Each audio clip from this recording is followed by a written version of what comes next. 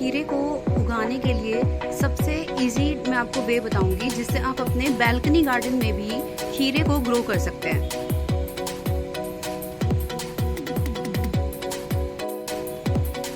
देखिए, खीरे को ग्रो करने के लिए ना सबसे पहले ज़रूरी है 10 बाय 10 इंची का गमला ले लीजिए, या आपके पास ग्रो बैग होगा तो आप वो भी ले सकते हैं। ध्यान रखिएगा होल्स का, क्योंकि अगर आप खीरे के पौधे में अगर पानी मतलब रुक जाता है तो आप ये समझ लीजिए आपका जो खीरे का पौधा है वो खराब हो जाएगा।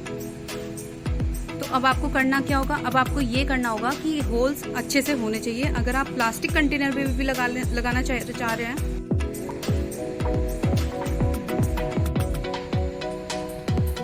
अगर आप प्लास्टिक कंटेनर में लगाना चाह रहे हैं तो ध्यान रखिए पानी ना इकट्ठा नहीं होना चाहिए। अगर पानी इकट्ठा होगा तो आप ये समझ लेना कि जो आपका खीरे का प्लांट है ना वो खराब हो जाएगा। आप इसको बीज से ग्रो कर सकते हैं, बीज से बड़े आसानी से जो हमारा खीरे का प्लांट है वो ग्रो होना स्टार्ट हो जाता है। इसमें एक चीज़ का ध्यान रखिएगा, इसमें स्पाइडर माइट्स लगते हैं। एक्चुअली मेरे मतलब इसी पौधे में, खीरे के पौधे में विंटर्स में स्पाइडर माइट्स लग गए थे। फिर मुझे फंगीसाइड का इस्तेमाल करना पड़ा था। तो आप फंगीसाइड का इस्तेमाल कर सकते हैं, आपको ये फिगर आउट करते रहना होगा। इसके अलावा आपको एक चीज़ और, जब भी आप इसका सॉइल कंपोजिशन बनाएंगे तो उसके अंदर ना नीम खली पाउडर पहले ही डाल देना। जो मैंने अपने इस प्लांट के लिए सॉइल कंपोजिशन बनाया था उसमें मैंने कोकोपीट को ऐड किया था, उसमें मैंने नीम खली को ऐड किया था।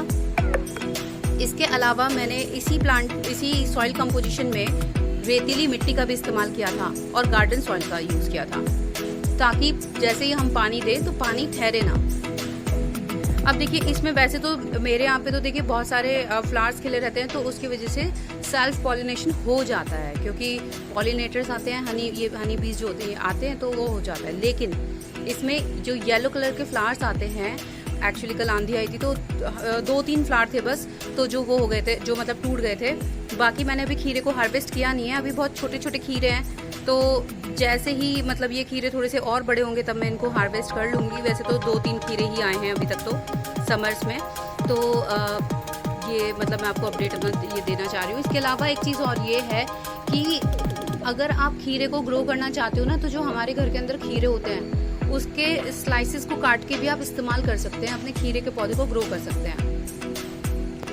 अच्छा, इसमें एक चीज़ और ध्यान रखना, आप इसमें खाद का जो इस्तेमाल करेंगे ना, या तो वो वर्मी कंपोस्ट होनी चाहिए या फिर गोबर की खाद का इस्तेमाल कर लेना। गोबर की खाद में आप थोड़ा सा बेकिंग पाउडर मिला देना, और थोड़ा सा, ताकि उसमें फंगस ना फैले, और थोड़ा सा उसमें नीम खली पाउडर ज़रूर मिक्स कर दीजिएगा।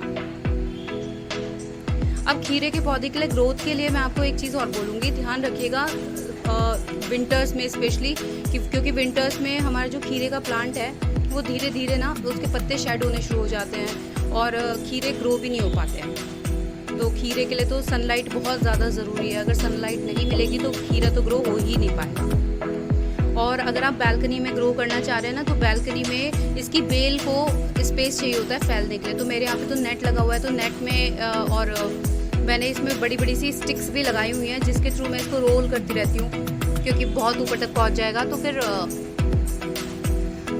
मैं हार्वेस्ट कैसे करूँगी।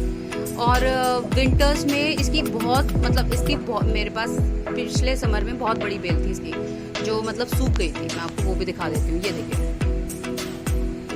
ये बेल ना, ये पूरी इतनी बड़ी बेल थी जो सूख गई थी। तो सबसे बड़ी प्रॉब्लम तो इसके साथ सर्दियों के अंदर ही आती है। वैसे तो कोई इशू नहीं आता इसके अंदर, बहुत आसानी से ग्रो हो जाता है। तो मैं आपको बोलूँगी सिर्फ अपने ग्रो बैग का ध्यान रखिएगा, जिसमें भी आप ग्रो करना चाह रहे हैं, चाहे कोई भी कंटेनर हो। फंगीसाइड और नीम खली का इस्तेमाल ज़रूर करना इसके सॉइल कंपोजिशन को बनाने के लिए। और पॉलिनेशन, वैसे तो इसको अगर आपका मतलब पॉलिनेशन नहीं हो रहा है आपके प्लांट में, तो आप हैंड पॉलिनेशन भी कर सकते हैं। जो फूल होता है उसका स्टिग्मा आप जो फीमेल फ्लावर है उसमें उसको कर सकते हैं। वैसे मैंने इसके ऊपर एक पर्टिकुलर वीडियो बनाया है, ऐसे तो मैं वैसे तो नहीं बता पाऊँगी ओरली, लेकिन आप उस वीडियो से सारी इन्फॉर्मेशन ले सकते हैं। तो अपने घर में ही आप वेजिटेबल्स को ग्रो कर सकते हैं।